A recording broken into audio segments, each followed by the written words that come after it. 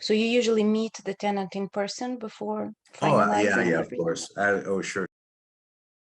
And you mentioned you usually get 7 or 8 responses. So how do you choose one? I try to be fair. I try to go in order. If the first person that gives me the application, it meets the requirements, seems okay, then I go with that person. If there's something wrong with that, if there's something I'm not too sure about, then I'll go to the second application and do it like that. So you have to be quick. When you put in the application, you have to move quickly.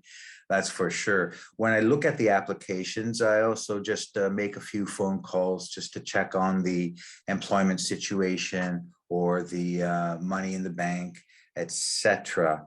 I think because the units I have are downtown, because they're in a house, I tend to get younger applicants.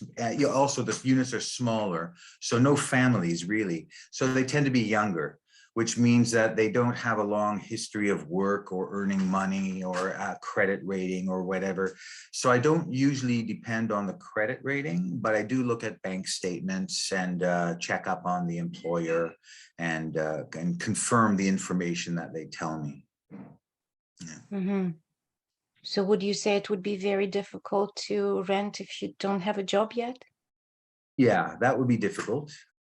Every landlord wants to make sure that you can afford the place. So if it's a credit rating, that shows that you're responsible and you can do it.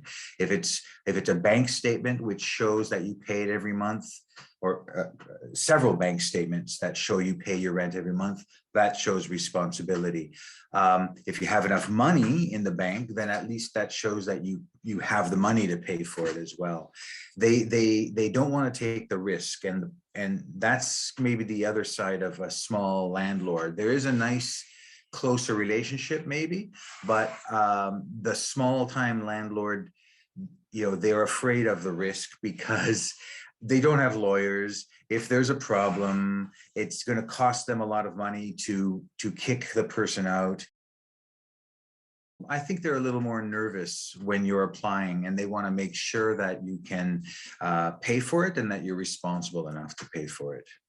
And if you don't have a job, I think you have to make up for that somehow in a different way, with money in the bank, or maybe have a guarantor, a relative or somebody who can co-sign the lease to guarantee.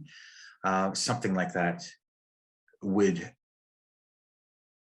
help the landlord feel a little bit more confident in you.